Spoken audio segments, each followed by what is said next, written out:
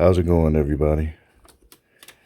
All right, I have a part 4 here of my series on Arnold Schwarzenegger's Encyclopedia of Modern Bodybuilding. You remember this one? You can barely see that, but this is part 4. Don't know if there's going to be a part 5 yet, because by the time I'm done with this, there may not be enough left to do part 5. There are fewer pictures toward the end. We get into the index and so forth and so on. So we'll see. All right, and looking at this first page, or not the first page, but the page that I left off on. To develop extra mass and power in the thighs. This exercise is done the same way as regular squats, except you only go halfway down, which will enable you to use more weight. Yeah, this is interesting because it reminds you that this is a bodybuilding book. Because, to develop extra mass and power in the thighs, here, to develop the quadriceps. And there's a lot more to squatting than development. Of course, development means aesthetics. What you see, how discernible are the quadricep muscles, or whatever muscle you're talking about. How separated are they? How full are they? Development. And there's just a whole hell of a lot more to squatting than development of there's a lot more to squatting than just development. A lot more. It's perhaps one of the more functional exercises that exist because there's so much going on mechanically. But anyway, yeah, this is still a good book. Not putting it down or anything like that, but man, this is one of the first books I read. But as I went on to get certified and so forth, man, they teach you so much more than just development, and you just get a reminder that there's a lot more to this than just development, a lot more. So, anyway, I wanted to tell you guys, I love sissy squats. It's a great exercise, very underutilized. But yeah, great exercise, man. I don't know if any of you have ever done sissy squats, but when I would train clients, the funny thing is a lot of them were embarrassed about doing sissy squats because they think that it looks silly, But, that just goes to show, man, a lot of people go to the gym to put on a show, for attention. Like, who cares what the exercise looks like? But so many people would say, oh, I don't want to do this. I look silly. Like, who cares? Who cares? But, that's me. But I wanted to tell you guys about someone named Bill that was a coworker at Tinley Sport and Health, which is now One Life Fitness. Now, Bill is not his real name. I'm not going to tell you his real name. But he was a little older than me, a little more experienced. And I'll never forget, he told me about what I eventually found out was embezzlement. All right. I'm sure some of you are familiar with the term embezzlement. That means that you're essentially stealing from the company.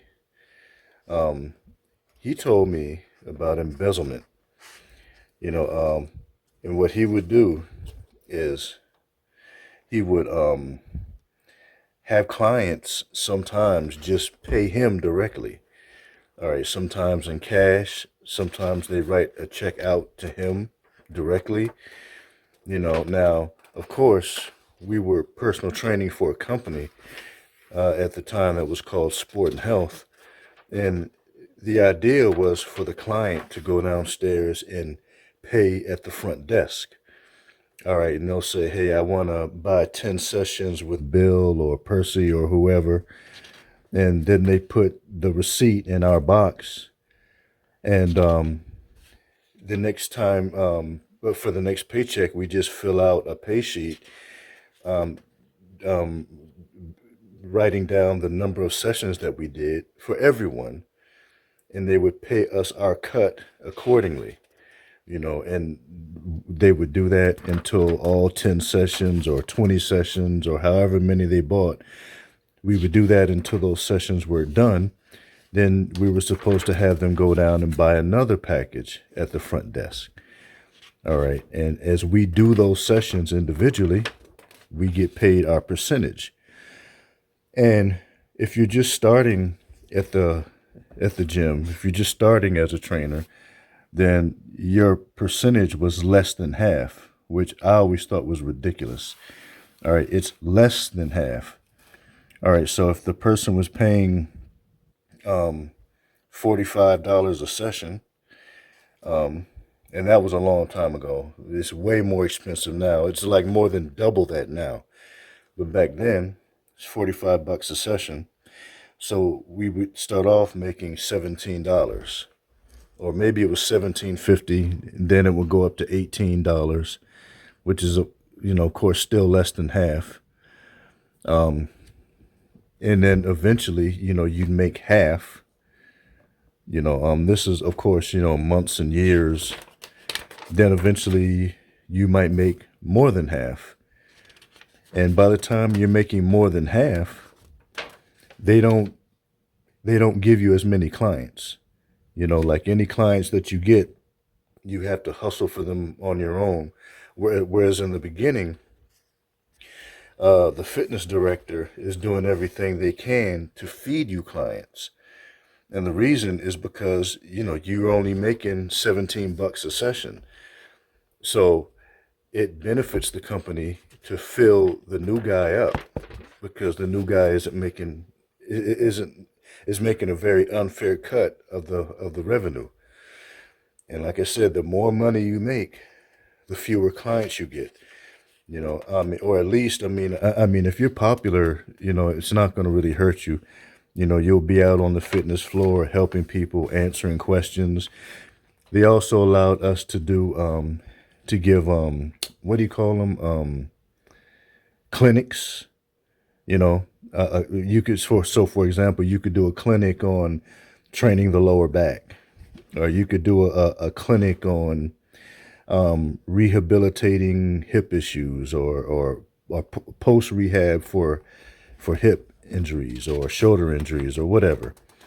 And you could get clients that way, but so if you were popular, it didn't hurt you. But the point is the company was more focused on loading up the new guy because they make less money.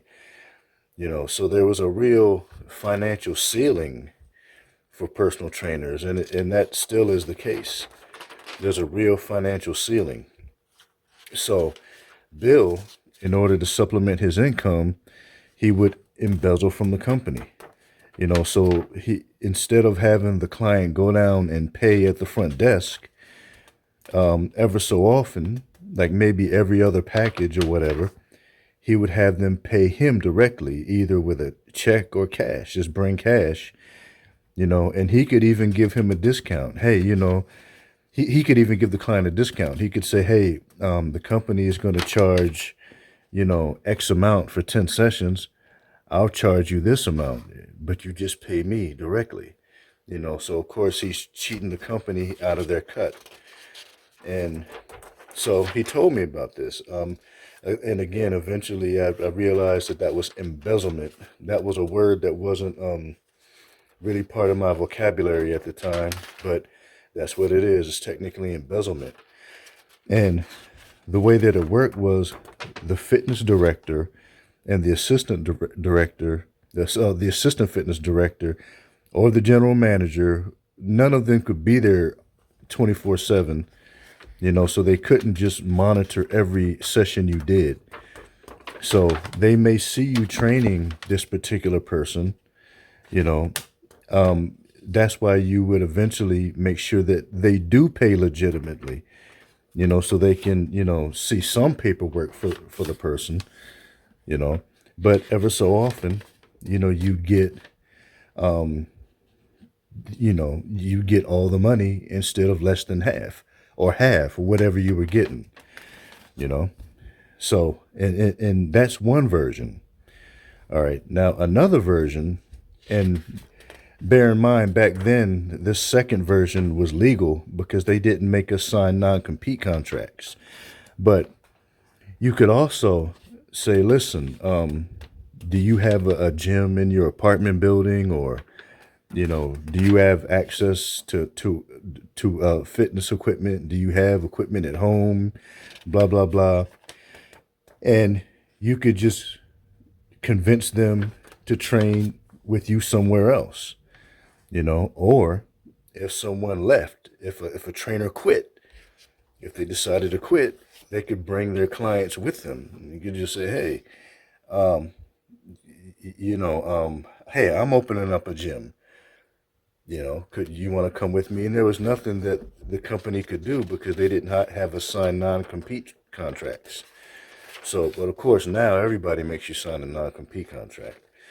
So that second version, I don't know, I don't think it could technically be considered embezzlement, because it's legal. If they don't make you sign anything, you can.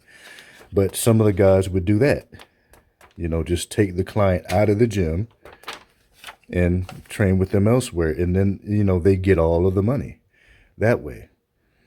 So there always been ways that trainers would attempt to cheat the system, because we didn't really get paid what we should, and now, the last I heard, Sport and Health, which is again now called One Life Fitness, last year, their personal training revenue, and this is, for the whole country, every facility across the country altogether, they pulled in 50 million. Oh, I love this exercise. Rear leg scissors, very underrated. They pulled in $50 million in personal training revenue, which is just corporate greed, in my opinion. All right, it's just corporate greed. I mean, like, what if they pulled in 40 million? What if they pulled in 30 million? What if they pulled in 20 million in a year? It's all free money. The gym is there. The big wigs don't have to train anybody. They give us shirts that say personal trainer in the background, on the back, Sport and Health, or whatever the name of the country is, whatever name the company is, whatever name of the company is, they put that on the shirt as well. All right, so of course they want their money back for that, but damn, do they have to make 50 million freaking bucks? A lot of that could just go to the trainers, but they don't see it that way. It's corporate greed. And like I said, with their personal training programs, it's really all just free money for the most part, unless they pay for some people to get certified, which they do sometimes. If they might pay for you to get recertified if your certification lapsed or something like that. But do they have to make 50 million bucks? Jeez, but the point I'm trying to make is this: corporate gyms suck for personal training. They really do. They really do, because they're incentivized to hire and to foster personal training programs with newbies. They really are. They're better off if all their trainers are newbies, because the experienced people like myself are going to want way more money, and they're going to want way more respect, so if you go to a gym and you want to hire a trainer, you're going to be getting a newbie. You're much better off just finding an independent trainer, either someone that has their own gym or someone that has access to some equipment, or, like if you live in the city like I do. And I've said this on another video that I made months and months ago. But in the city, there are a lot of apartment buildings around here that have gyms on the premises. So if you have an apartment or if you have a gym in your apartment building and you want a trainer, consider hiring an independent trainer. But the ones that work for the companies, they're either beginners, or they're frustrated veterans who are getting underpaid, and that's how it's always been, and it's still that way. Now when I was at Sport and Health, I remember they would literally try to hire or they would groom fitness instructors, and perhaps personal trainers, but none of them made it that far. But they would groom fitness instructors, from other departments in the gym. Like there was a girl, she was from Guatemala. She was, her mother ran the housekeeping department, and she was very well respected. They, kept all the towels clean for the gym, because this gym was like a hotel. It was really kind of ritzy. They kept the place spotless. Then she had a daughter, and her daughter didn't do so well in housekeeping, so they moved her to the front desk. She didn't do so well at the front desk, so then they moved her, they suggested she become a lifeguard, but she couldn't swim. So, because the gym had a pool as well, a big Olympic-sized swimming pool. So then they said, well, hell, let's just put her on the fitness floor. Like the most important aspect, let's put her there. And she didn't speak English well. It wasn't horrible, but she, English was like her second language. So she was still learning it. And they had her on the fitness floor, showing people how to use the equipment and so forth. Now, granted, the assistant fitness director took her around and showed her how to use everything. So she basically knew how to use it, even though she never worked out a day in her life. She was like short and chubby, wasn't into exercise at all. But they wanted, I can't remember the lady's name, but I think her name was Eleanor, maybe. They wanted Eleanor's daughter to have a job somewhere. So they just put her on the fitness floor. And she was okay as far as showing people how to, use the leg extension machine. And, some of the older people who had never been in the gym in their lives, she could show them how to use a leg press, how to use the Smith machine, how to use the hammer strength, how to adjust the seats, so forth and so on. She was okay at that, but she wasn't a trainer. And, but people liked her. She was very personable, very sweet. So eventually someone gave her the idea of getting a certification to become a personal trainer. So she sent away for the study materials, the books and so forth. And I think she was going for the same one that I got. My first one which was NSPA. So anyway, during some downtime, she decides to study. So she's in the office studying, and I walk by the office, and she says, "Hey, Percy, come here, come here." And like I said, this English is not her first language. So she's pointing to a word on the page, and she says, "What's this word? I can't read this. I can't read. What's this word say?"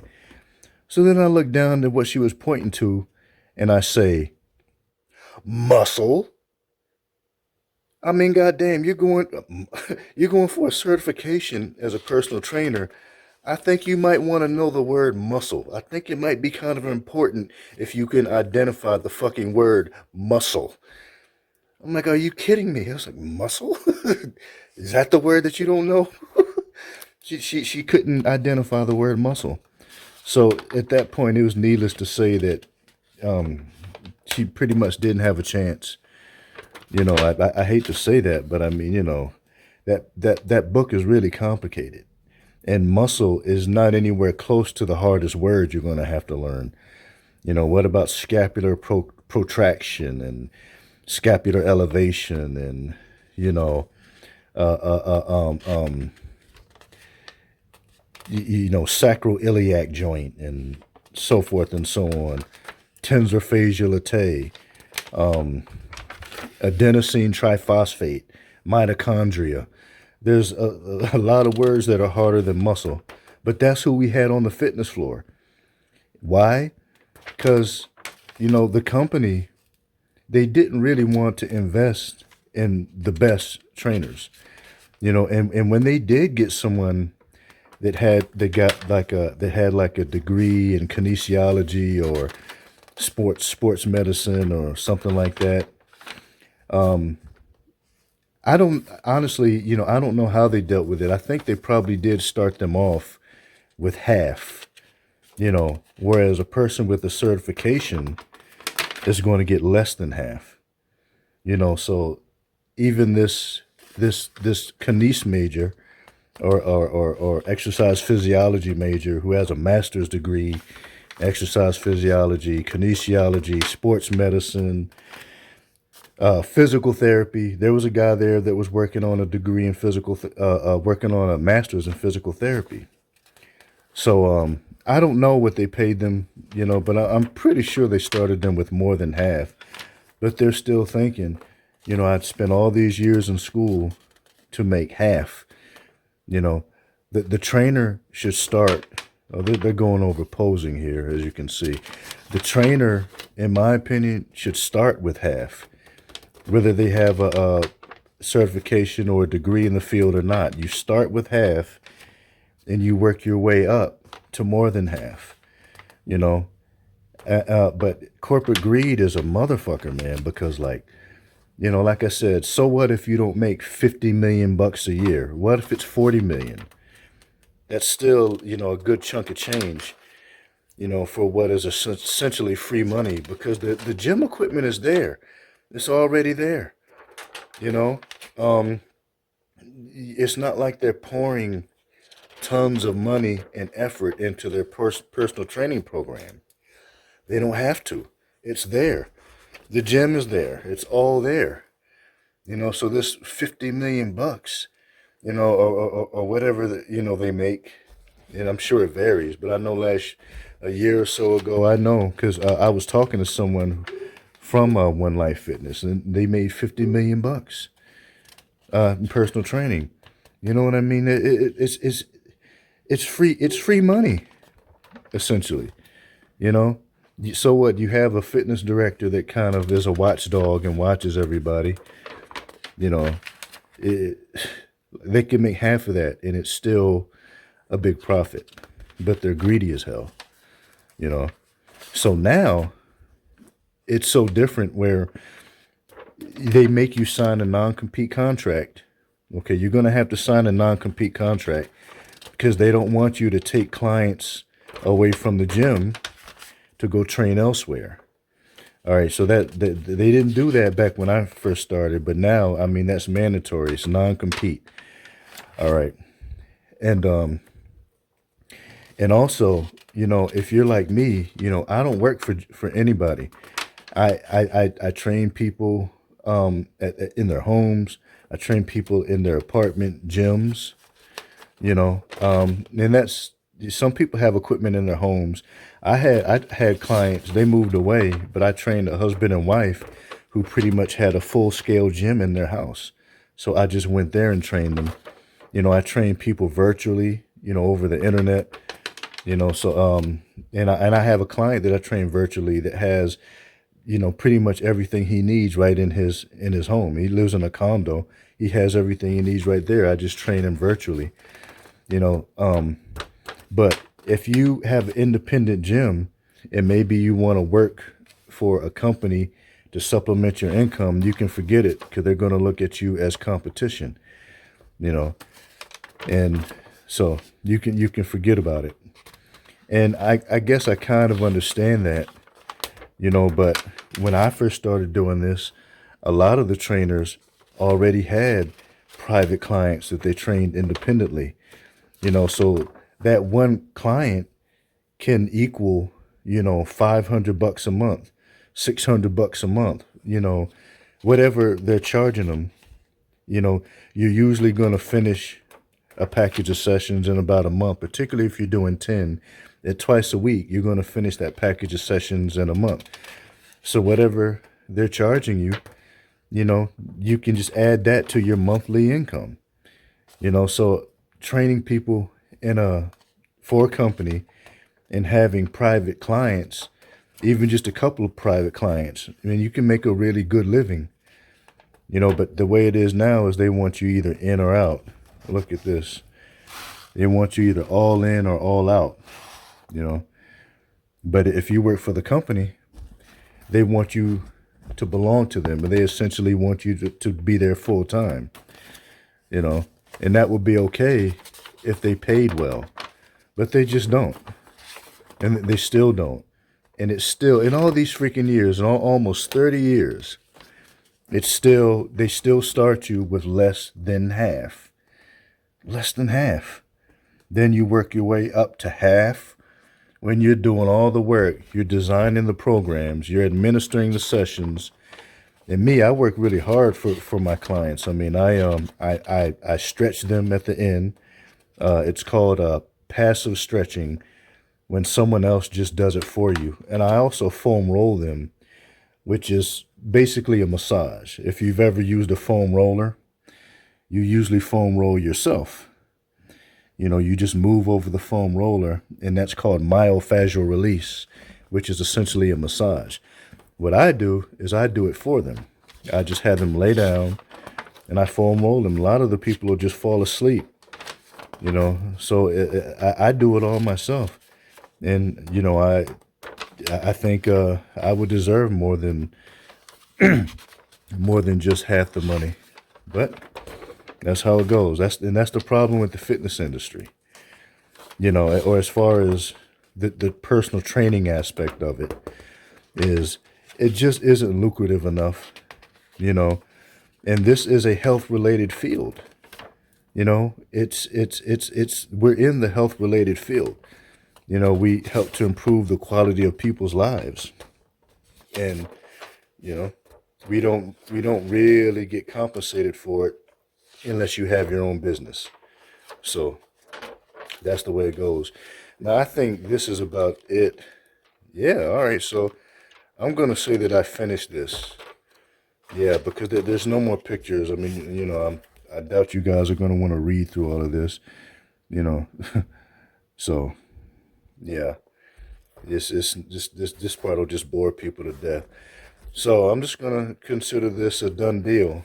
All right, I did it all in 4 parts, the entire book. All right, this is the older version. I have the newer version right here.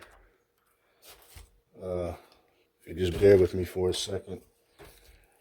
This is the new version.